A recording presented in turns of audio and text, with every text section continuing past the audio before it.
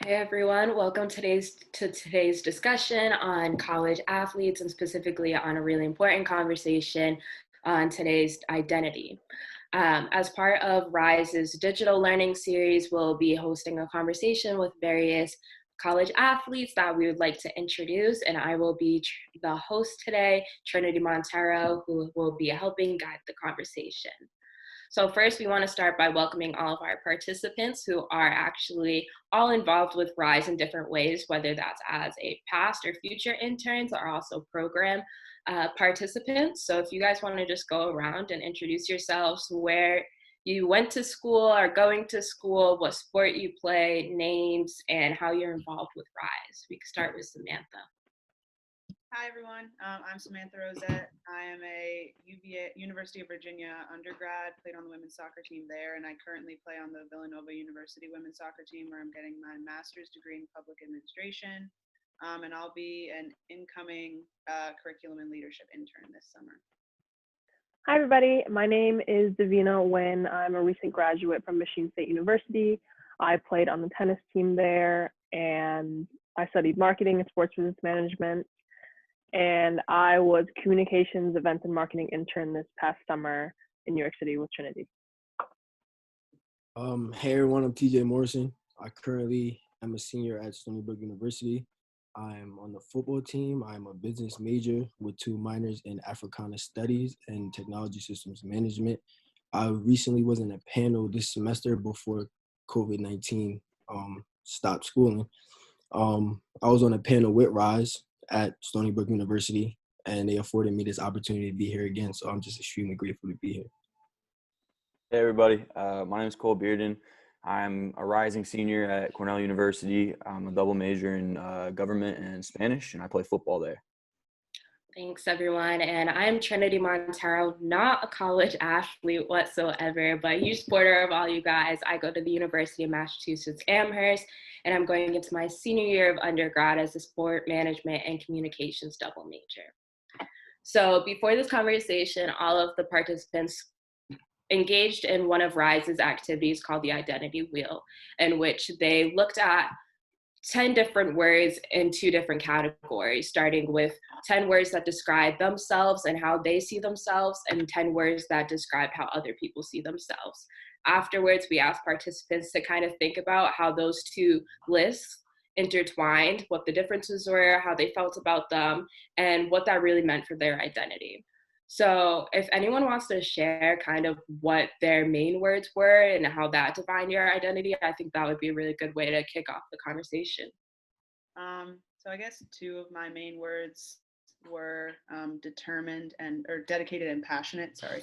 And I guess those are really important to me because I think that they stem from a lot of like larger things that you would think about, like where you're from, what your family's like, things like that. They stem from that, and they also stem from my being an athlete, and that really pushed me into it, has perpetuated itself into different areas of my life. So I'm continuously passionate and determined behind my causes, but also behind my own goals and for the people that I care about. A few words that stood out to me, I guess the most, were feminist, advocate, family-oriented, and athletic. So I guess feminist and advocate can kind of go hand in hand in that I care and I'm really passionate about supporting minorities and creating equity in those environments. And athletic is a main word of mine just because sport has kind of centered my life and created who I am today. And also my family orientation is deep rooted in who I am as a woman, as a person. Yeah, I think we have a common theme here already with some of these words, but I'll add a new one into the mix. One word that I put down that I think is especially important for me is curious. I'm always interested in learning new things, and whether or not that's something in a classroom, something in a sport, or something about another person. I think that's something that's really evolved recently in me is that, there's no reason to be content with what you currently know and the things you currently enjoy, because there's endless opportunities out there. So Yeah, for me personally, what stuck out was it was two separate words actually. It was insensitive and passionate. Um, the reason for insensitive would be because like just like with all the madness that's going on in the world right now, for example, like just growing up, now being 22 years old, it was a lot of um things that I've endured and circumstances that I face and overcome. And I feel like it has made me a bit insensitive. So I feel like externally people may um assume that I don't really care about much, but I actually do. And the second word that I feel like goes with it would be passionate because I really am passionate, which is why like I'm so grateful to have this opportunity and be able to be a part of things like this that have um actions to implement change. So I feel like those two are kind of like at the forefront of my mind when I did the activity. Yeah. I can kind of relate to TJ's kind of like the contrast between the two. On my external list, I had the word intimidating, and I think that was a word that like was super like prevalent. I feel like people always associate me with that word intimidating. I've never really understood why, because also on my both external and internal list, I had the word caring, and I think I'm really a caring, passionate, determined person. Um, Kind of going into like our next question about whether those words are negative or not. That one related to me, and I think it has a lot to do with kind of my two main identities, being Black and being a woman. Um, I feel like a lot of the times, being a Black woman, there's an intersectionality there, and being Black in America, that itself is intimidating to people. But in the combination with being determined, passionate, hardworking, those are things that I strive for. But I think it comes off wrong to a lot of people, especially in this country. And then the word intimidating is just something that I constantly get all the time. I think for the wrong reasons. But going off of that, how did you guys feel that your list from external to internal kind of compared to one another? Personally, I found it was pretty interesting because I do a lot of self-reflection and it was part of my like growth journey just as a young man in this world and as a student athlete. And it kind of caught me by surprise a little bit. Like I feel like it was a little bit too much contrast for me. Like my appearance and just being a Black man is it can vary in your situation and what you experience. Like being a Black man that has a nice clean cut haircut maybe and dressed in a certain way as to my appearance where like having braids, having tattoos and this demeanor, like I often get misinterpreted for who I really am and what like how my personality is just off of my appearance. So identity for me like really varies and I feel like when we talk about Blackness in America, period, the experiences are all different and everyone has to overcome situations, but there are different varieties of how people can be effective and how they are viewed just in society. Obviously, one identity that you guys all kind of share is being athletes, being student athletes. Can any of you, out of my own curiosity too, not being able to relate to that field whatsoever, share how that identity has impacted you, whether that was as a child growing up, being a student athlete, or just being an athlete in general? I think TJ already kind of alluded to what that means in combination with his other identities. I think for me, I mean, I grew up in New York City playing soccer, which is referred to as the world's game. So, I mean, I grew up going to the park and playing pickup with people that from all over the world, from all different countries. And so I think that played a huge part in my identity because it made me relate sports to being inclusive. And I think that that's a huge piece of what Rise is doing, but also what's makes me so passionate about what I want to do in creating equity and equitable opportunities for all kids of all races and all socioeconomic statuses to have access to sports because it is such a uniting factor. Yeah, for sure. I mean, sports, being an athlete for me is more than just, on the field. It's a way of life. It's how you learn to connect and cooperate with people, how you learn to win and lose and improve yourself to work towards goals. For me, I know being an athlete is sort of a double-edged sword in terms of my identity where, I go to a school where a lot of the athletes are actually sort of, people look at them as if we don't necessarily deserve to be in the school. There's sort of a this notion that you're only there to play your sport.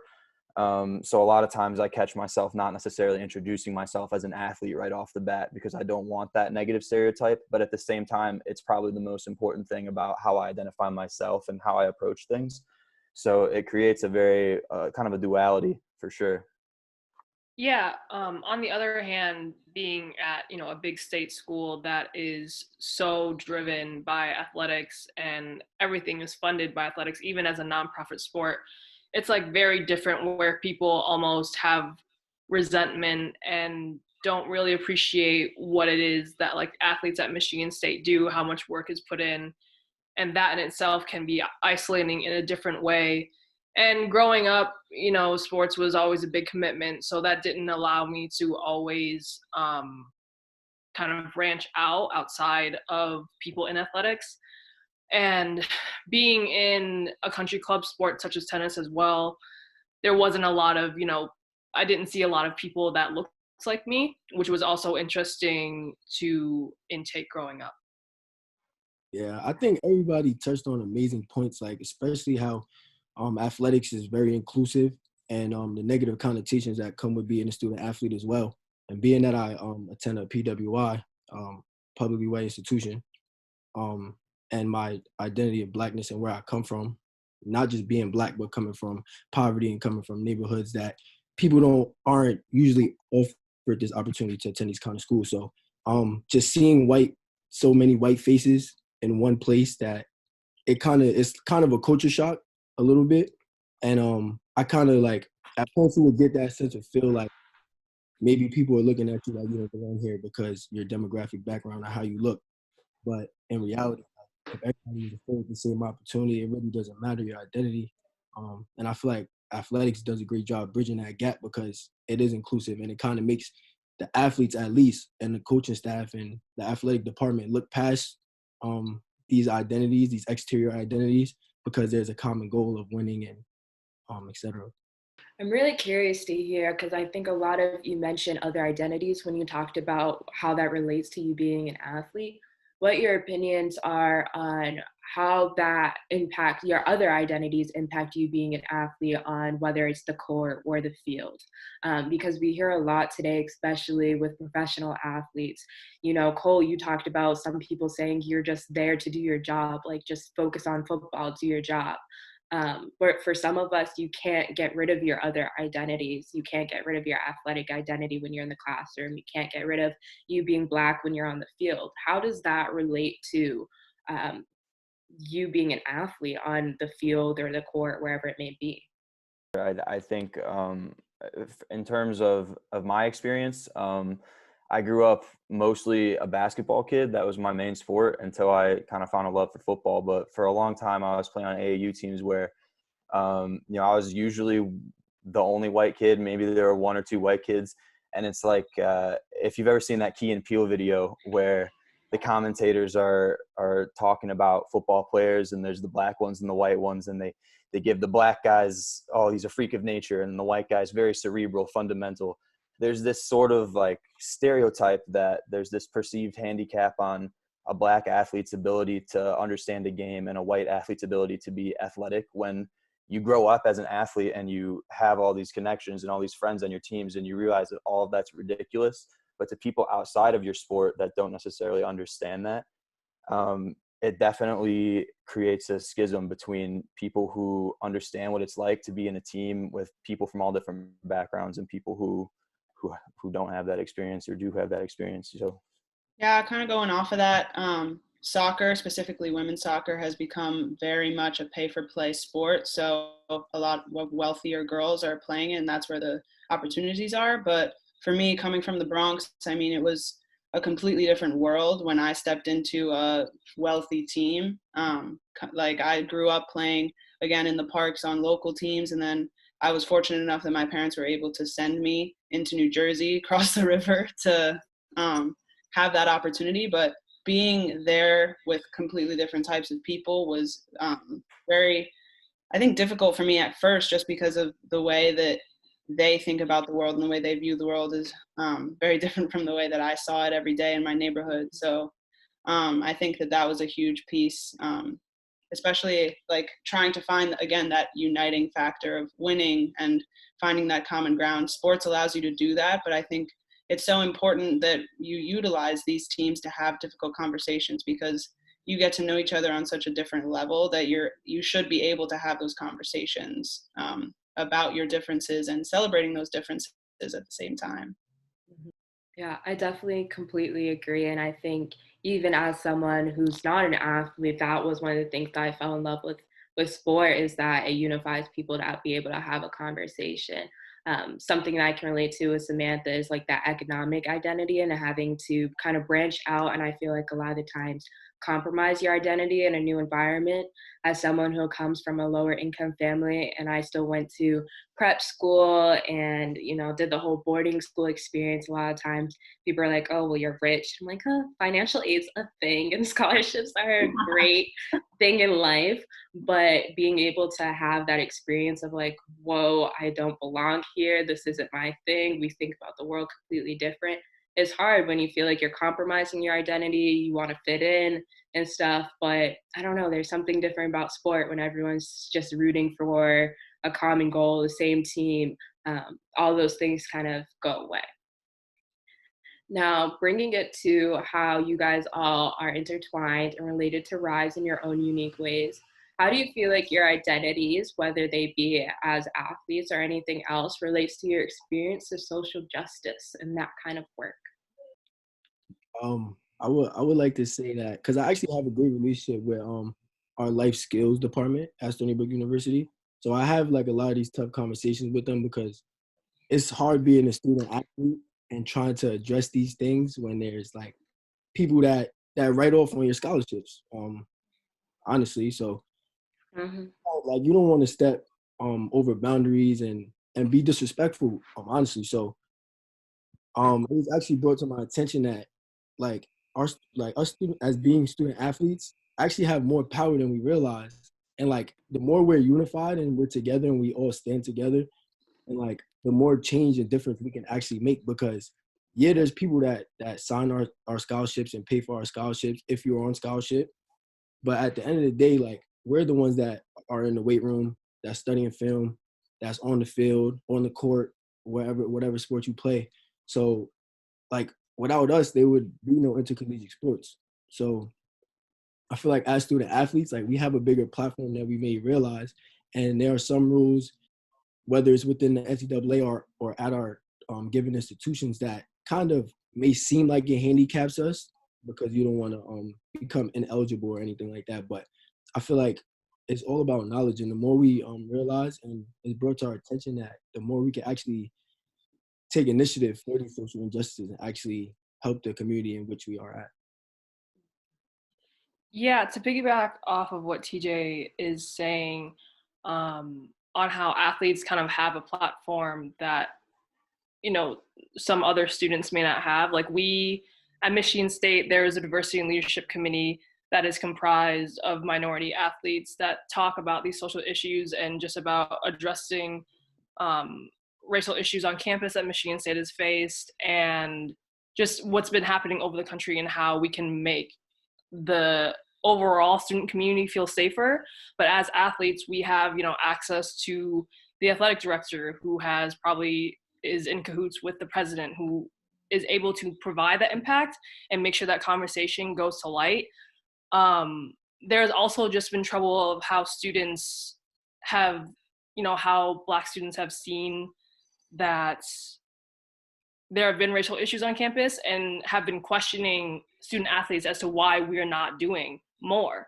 And that again ties back into what you said, TJ, about how like we can't be seen at like these protests and on TV and like speaking to camera people, just because that sheds a bad light on yourself, your family, and your sport and university. So there's kind of like a fine line where it's like we have that platform. I agree, we have a little bit more power to represent these problems and these issues, but there's kind of like you just have to be careful at the same time.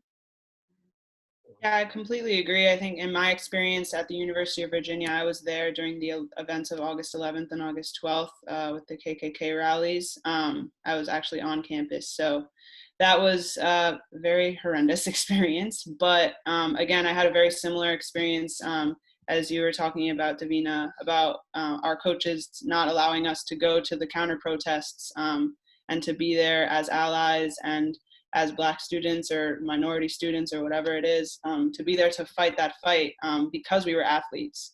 And so it forced us to get a little creative, I guess, with how we could speak out, with how we could push forward initiatives, make change within the university itself, to kind of make it known that we are standing against this, even if we're not allowed to stand on the front lines. I think that's really interesting to hear your guys' different experiences on different campuses. I think for sure as student athletes, you guys have a lot to think about, whether it's your eligibility, whether it's your scholarships or anything like that. And that's something, you know, as a regular student, I have to think about in some ways, but not to like a major extent that you guys have the spotlight on you. For sure. I remember at UMass, we had a racial incident, and the university wasn't really recognizing it. And so we ended up doing that protest. And I'm thankful that our athletes, specifically our football team and specifically the Black football players, all showed up and were able to support. And I think that made a huge difference um, to the rest of the community. It kind of showed them like, hey, these players are not just players, they're also Black men, they're also being affected. But I always wonder what the repercussions are from an athletic department standpoint and kind of that constraint between being an athlete and also being a person, for sure.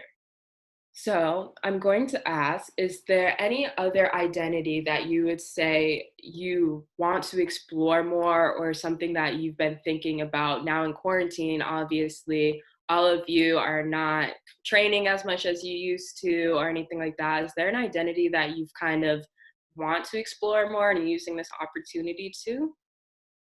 For me personally, not being an athlete anymore, there's kind of like an identity crisis that happens, which I'm sure all of you will experience. And I wish you luck. I mean, it hasn't been terrible for me, but it's definitely not great. So just enjoy it while you can, because I really do miss it. But an identity that I really want to explore more is being an ally. Obviously, I care about these things and I'm passionate about equity and justice, and especially with everything that has been happening within the world right now with police brutality and the murdering of innocent people, I would just like to learn more about how I can be more supportive as an ally and what actions I can take in order to help this community feel more supported and safe and just like engaging with them in a positive manner more.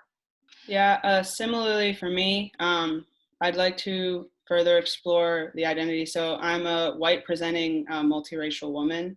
So looking forward through especially what's happening right now in our current events of police brutality, I'm fully aware that the way that I look gives me immense privilege in our society.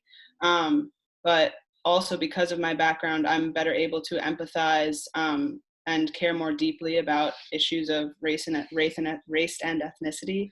And so I think that I want to learn more about how I can, one, talk about that myself, but also how I can help educate others on the experiences of people that may not look like them or may not have the same societal experiences as them, especially if they're not growing up in communities where they have a lot of different people that look differently than them, where they can kind of build those relationships and find ways to learn more about different perspectives. I said something very important, which was that you wanted to be an ally. And I feel like that's like kind of one of the main issues that we have in society today. I feel like everybody kind of wants to like stay neutral and kind of mind their business and not to take the initiative to be allies. And an example of like, I don't know if you can implement this at your university if you're still going to be there or wherever you guys may land. But at Stony Brook University, we created a Black Student Athlete Huddle. So that's the name of the program. So it's a Black Student Athlete Huddle, and we'll meet as an entire group, like maybe once a week or once every 2 weeks, and we'll discuss like holistic development or things that's going on in society. And in that space, it just serves as a safe space for these Black student athletes to have some comfort, to see people like them, but to also gain some knowledge and things of that nature. So my advice to you guys, if you really wanted to be an ally, like something within that nature, like could probably really be a help. Like everybody that was a part of it wasn't Black. It was people from France. It was anybody that could classify as a minority. Even one of our prior life skills directors, she was white, and she was like one of the main foundations of the program. So for a culture like that, it doesn't really need to be primarily just Blackness, but it has to be filled with like-mindedness and a common goal, a commonality that we see like within athletics. And um, I don't know, maybe you guys could implement something like that and it could help. I definitely really appreciate you mentioning that, TJ, because I think identity and allyship go hand in hand. And I always try to remind people to, when you want to be an ally to someone or a cause or anything, to really reflect on your identity first and how that relates to the cause. Specifically, examples would be like when it comes to the Black Lives Matter movement, realizing where you stand as an ally. One of my biggest probably pet peeves is people trying to speak for groups that they aren't necessarily part of. Me, myself, I try to be an active ally for the LGBTQ community, even though I identify as heterosexual, learning that my identity as a heterosexual gives me privilege. So as an ally, I'm not there to be at the forefront and speak for this group, but at the back and to support them in any way that they say they need to. As a Black person in the Black Lives Matter movement, I am expecting my white allies, my other people of color allies to be there and support me in ways that I want them to, but not to speak for me. So I think that's a great way to support one another, and also encourage you to think about how your identity impacts your allyship and where you stand in that allyship. So to close off the conversation, I kind of just want to ask if anyone has any last words or any other tips and advice that you can share with one another, or any reflections on this conversation today. As a retired student athlete, again, I want to reiterate to just kind of enjoy having this time being surrounded by your teammates and your coaches, and enjoying just being a student athlete is one of the best experiences that someone can have. I mean, obviously, you all know it's a huge commitment. And with the fun and the competing and the teamwork also comes a responsibility to utilize your platform in the best way possible to make a positive impact in whatever regards that you feel is important. So definitely use your voice as much as you can while keeping yourself, out of harm's way to fight for these issues that some other people may not be able to. Yeah, I like that answer, and it reminds me of something TJ said at the beginning, actually, when one of the things he put on his internal identity of being insensitive or desensitized. I think that's something we're at risk of as society as a whole right now with everything that's been going on. It seems like, as horrible as it is, all the time there's something new that takes over, and then we forget about some of the things that have happened in the past, like with George Floyd that just happened. There's not as many people talking about Ahmaud Arbery now, and stuff like that. We have to keep at the forefront, and I think the best way to do it is to just make as many connections as we can with as many people as we can, because it's a lot harder to ignore things when you have close personal connections with people that are under direct threat of stuff that's happening. Yeah, I completely agree with what Cole said. And I think just finding ways to have those conversations with people from all different backgrounds that look all different shades, all different colors, speak different languages, getting to know that their experiences in our world and our society will make us inherently more empathetic and understanding and able to stand up for causes that might not directly affect us, which I think is the whole point of the uniting nature of sports and social justice in general. Something that like always stood with me was somebody once said, you can't say that you care and that you want change, but you don't take part of the process. That's pretty big with me. And every time you kind of get a platform to to educate other people or give some insight. I like to always believe that because a lot of people that might say they want to be an ally or that say that they care about what's going on, but won't have the confidence to say something or support a group or support a movement, wherever it might be. So I feel like for anyone, whether it's in this group or anyone that's gonna watch this, like it's important to know where you stand and what you value in life, and if you really care and if you really want to make change, if you take part of the process, then it's always a possibility. I think I would leave this conversation today wanting to challenge people to really see other people for deeper identities than you might see at first glance and understand that identity is way more complex than we may all think. I would challenge my non-athletes to see these athletes as more than athletes and their other identities and as people. And I would challenge athletes to remember what that feels like when other people put you in a box of being just an athlete and apply that same exact thought process to others and try to see them for beyond these simple diversities that you can see at first glance, and really connect with one another on a deeper level and figure out how you can support one another, because at the end of the day, we all are people. And I think there is at least one identity or some shared experience that you can find with everybody out there in the world, and just honestly be more compassionate and understanding. So thank you everyone for your time today. Stay safe.